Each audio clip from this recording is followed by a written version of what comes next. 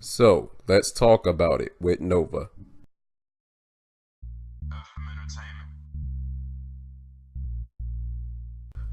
What's good?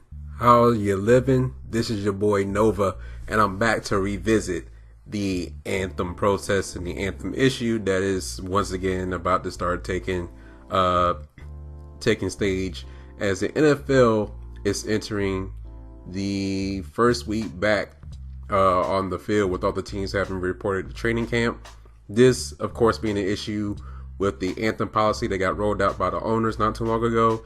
This is something that I talked about in my previous video, and I'm going to explore a little bit more into this in this particular recording, especially after I received some comments on my last video. By the way, I want to give a special shout out to Mike Williams and to Cowboy Crunk,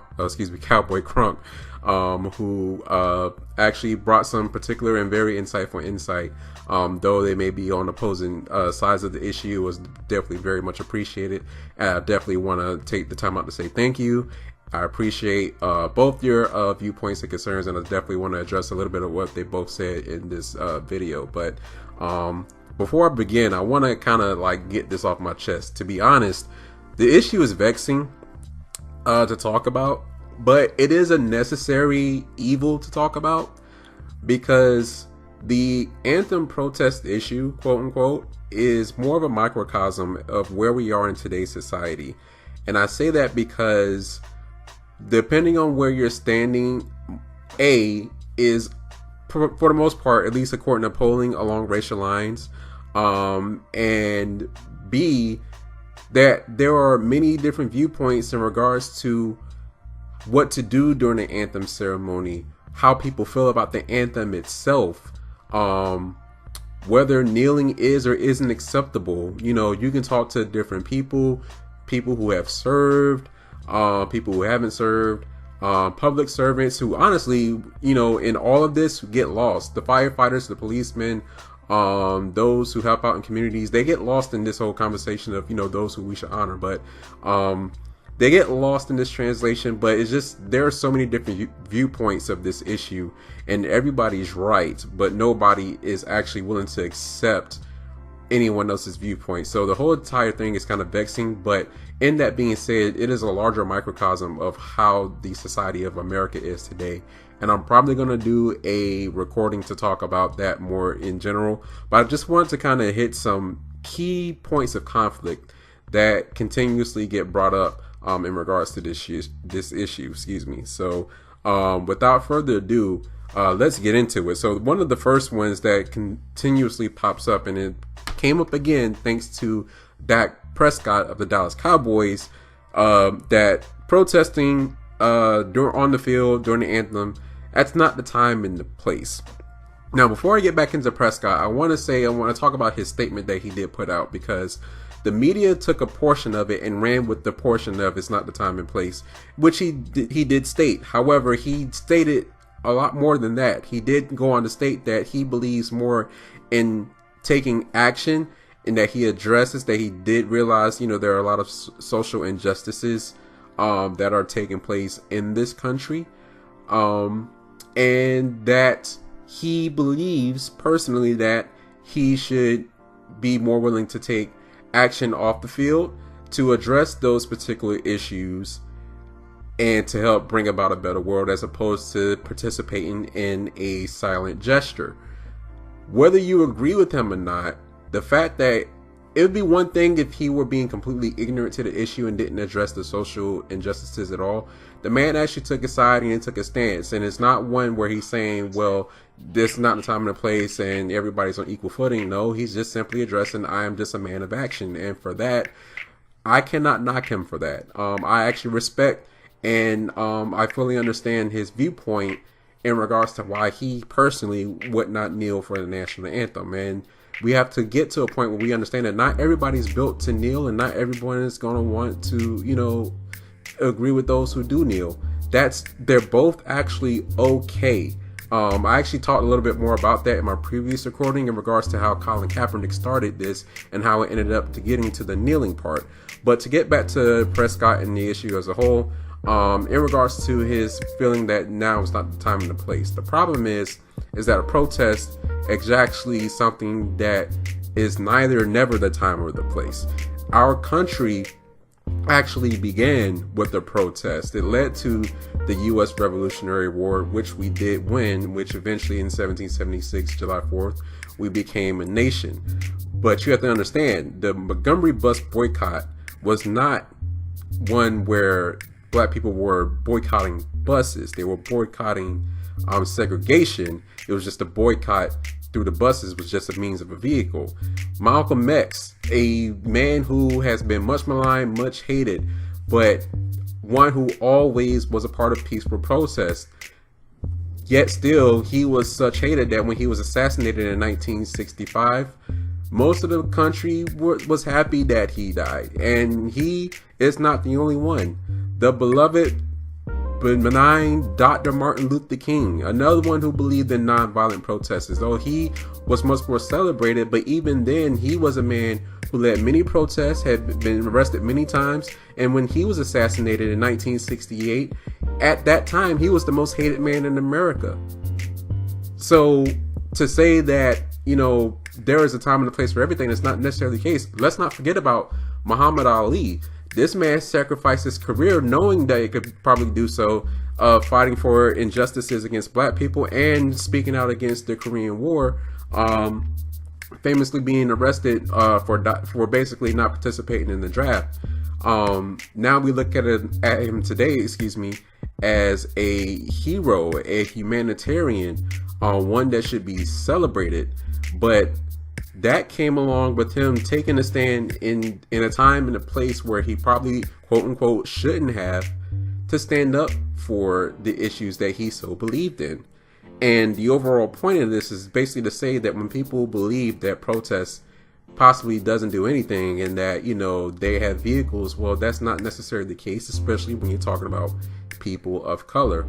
Protesting actually does change things. And now that we're in a society now where there's social media, people of color now have more of a voice and a platform to do, you know, to bring about their messaging, and that their protests can be heard. It's not that they haven't protested before, it's just that now you see it more and more.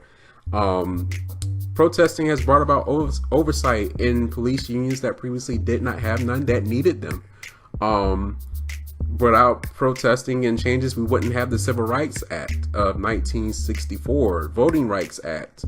I could go on and on and on about that, but to say that it does nothing, to be honest, is a lie, because it does bring about change, and this one has sparked the conversation to talk about. Now, there was another question that has been previously, or another point that's been previously brought up, is that when people talk about the NFL, why doesn't anyone bring up the NBA? Players in the NBA stand, and why can't the NFL players always do the same? Well, there is a very simple answer to that.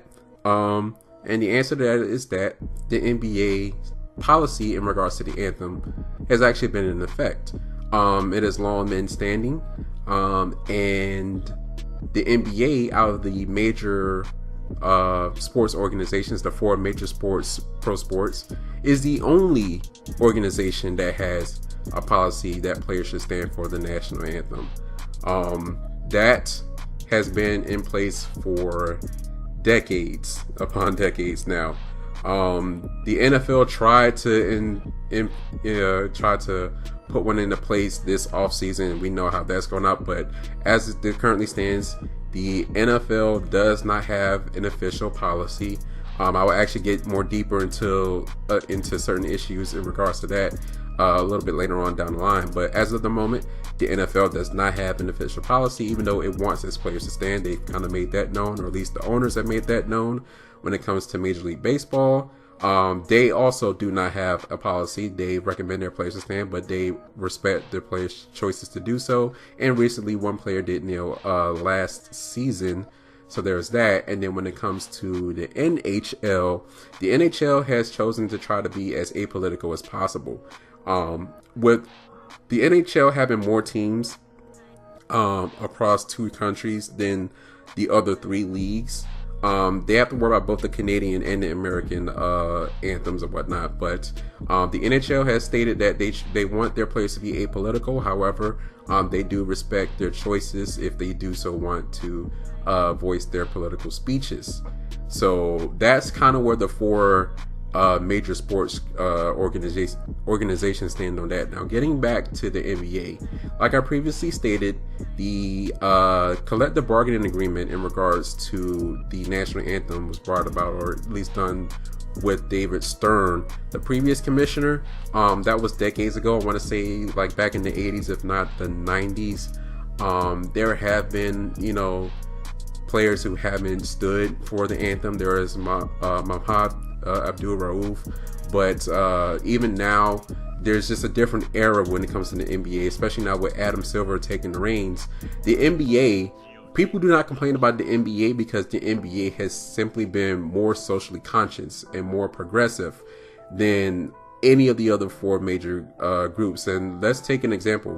When Stephon Clark was killed in Sacramento and people basically shut down the game between the Hawks and the Kings, they weren't met with anger from the Kings organization. They were actually met with camaraderie.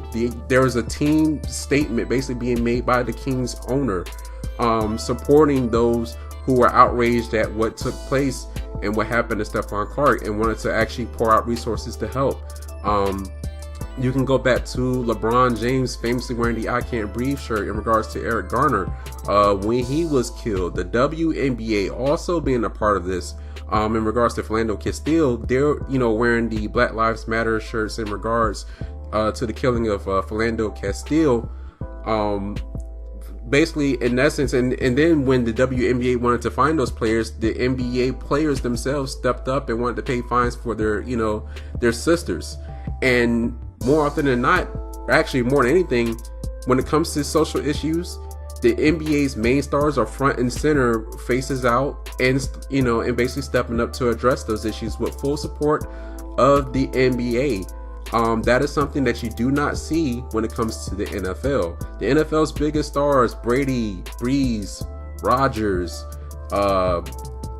Prescott, a lot of those guys you are not going to see, unfortunately, speaking out as loud about these issues unless they are so overt that they just cannot be ignored. The NBA has never had that issue because NBA players are consistently, encouraged to step up and talk about them. In essence, the NBA has been a league basically of progression, and their progression is where they get their power, their influence. Coaches have spoken up, owners have spoken up. We've heard from Steve Kerr, the owner of the Kings. You heard from Steve Kerr, you heard from Greg Popovich, Rick Carlisle, Eric Spoelstra, and many others, Stan Van Gundy, Jeff Van Gundy. So when we talk about why people do not complain so much about the NBA, it's actually very simple. That the NBA, in opposition to the NFL, against Major League Baseball, against the National Hockey League, the NBA will always be forefront in these issues, and at least they have been for a long time, because the NBA knows that these issues matter to their players. And since they've been doing it for so long, the fans of the NBA also react in kind. If I can be blunt, the NFL fans are, for the most part, conservative. And I'm not trying to really get to anything political here, but I just want to point that out, that most NFL fans are simply, they're conservative. The sport of football, even though it's a very, I would say, aggressive, violent sport, to be honest, is basically cut and dry. It's conservative as well. Well, it's not really, there are changes that happen, but they don't really happen at the rate of, say, the NBA, whereas the NBA is a progressive league. What works, for a few years here, it might not work next year. It's very much MMA-like in that, a certain style may work for a time, but after a while, people catch up, and then something, there has to be a game changer. Someone comes in, change the game, and from that point, you have to figure out something new. The NBA is very much like that in terms of their style of play, and they also are like that in terms of how they address social issues. And another thing is that the NBA actually markets the fact that they're doing that. The NFL is poor when it comes to addressing off the field issues.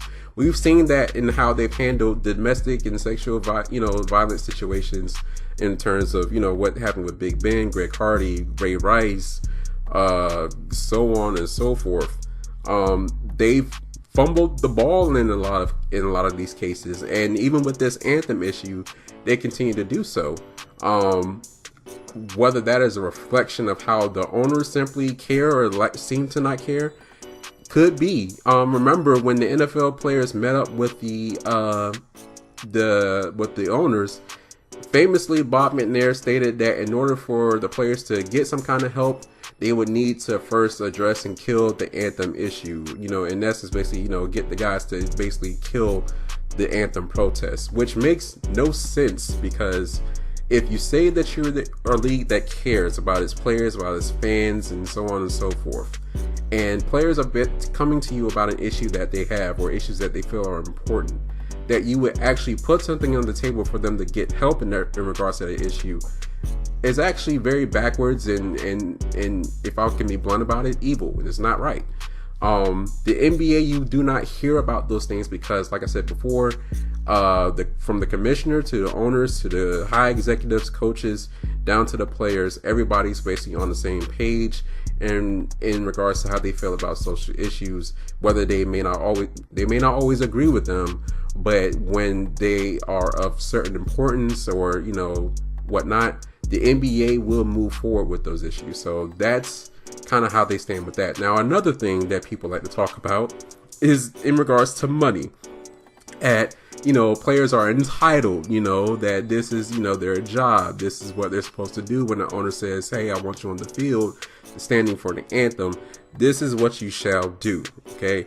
And a lot of people feel that those who do kneel, that they're unjust in doing so. But that has not just been an NFL thing.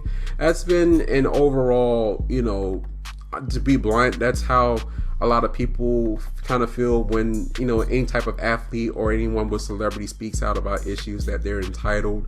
The infamous shut up and dribble comment that came out by Lauren Ingram over All-Star Weekend.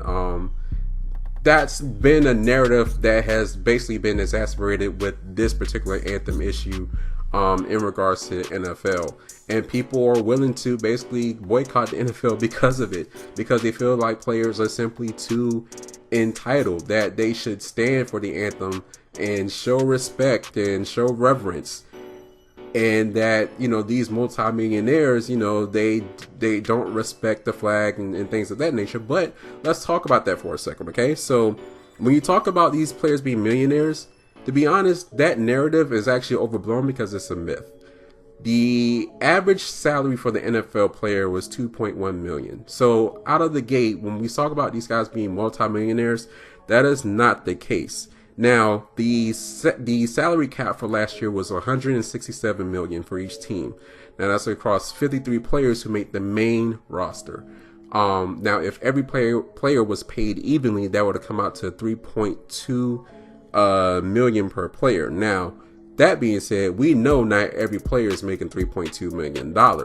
Some players are making way more than that. You have players who have double-digit million-dollar contracts, a few with triple digits. I think maybe a select few, probably less than 1% if anything. The majority of players are somewhere around a veterans minimum or a rookie contract or something like that, where they might make a few mil. But then you have the majority of players who are in the thousands. And when it comes to this money thing, people have to realize that the majority of players are going to end up bankrupt for various reasons that I couldn't even get into. That's another topic for another day in and of itself. But and if you hear thunder, it's because I'm in the middle of a storm or whatever we're in the middle of, so bear with me. But on the average team, the majority of the team is not making millions of dollars, so there's that. But let's assume that they were. Where is the protection that money automatically grants when it comes to this idea that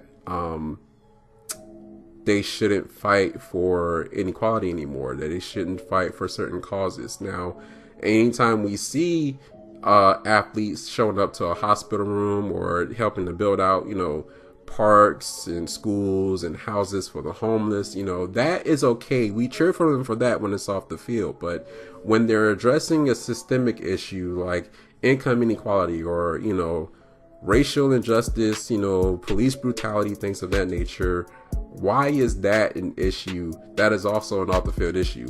Homelessness is just as much as important in this country as is police brutality, in my opinion. We say that we're the land of the free, home of the brave, and we're the greatest country in the world. Those things should not be associated with, quote unquote, the greatest country in the world, but unfortunately, they are.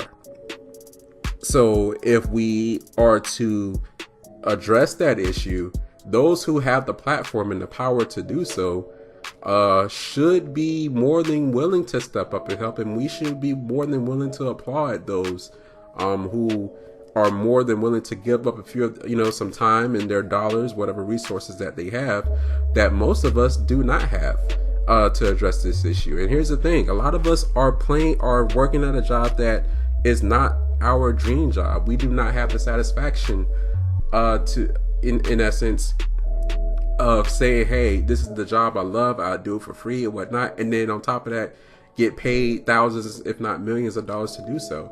These players do have to do that, and you have to applaud the fact that they're actually willing to use their resources for a cause that goes beyond themselves. They actually should be applauded for it, but the reality is that they're not. And even going further than that, there's the narrative that because they're willing to do so, that they now have to, get the label of basically being entitled, that they should be grateful because without it, what would they be? And that's another thing too, because we forget the league is 70% black. So when we talk about these players stepping out and talking about issues, then there's this mantra of this is where they came from. They used to be players who just had talent, but they have no brains. They don't know what they're talking about. So on and so on and so forth. I can go about a lot of stereotypes that are very ugly. But we also forget that a lot of these guys, that all of these are human beings and they're citizens too. So we have to give them the benefit of, them exercising their rights as citizens. Now, there's another thing that I wanted to address as well in regards to this topic.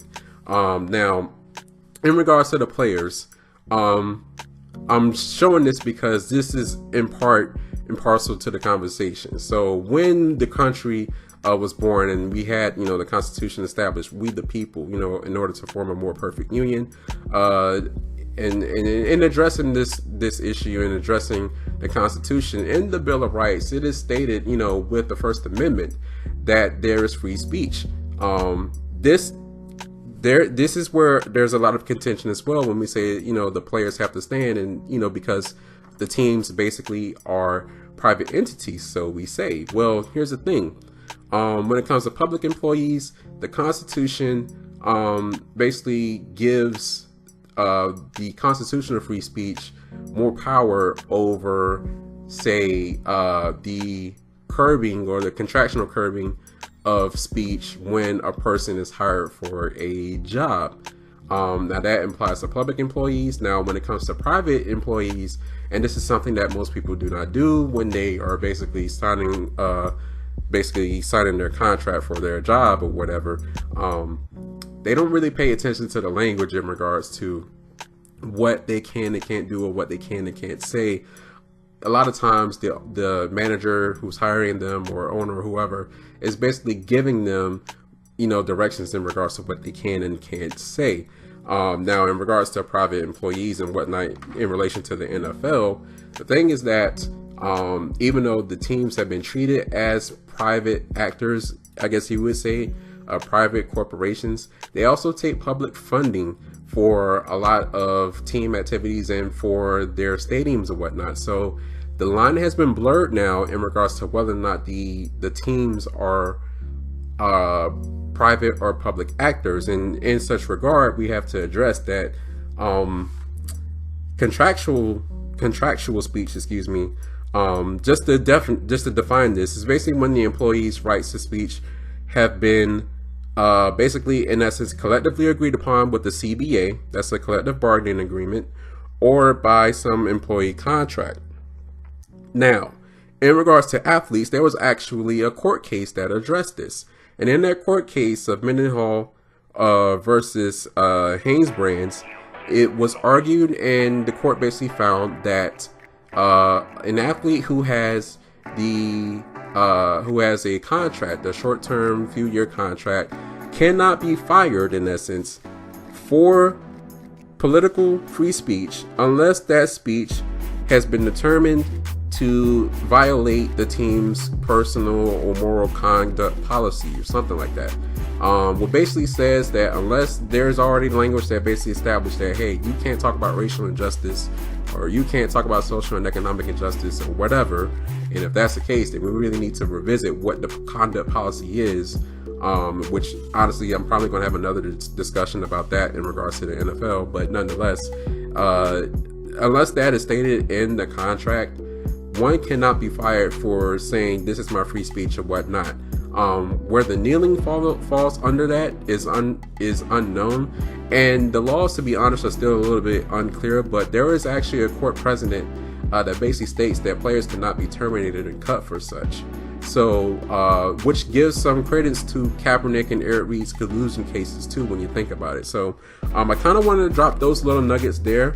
Now, there have been some suggestions made too.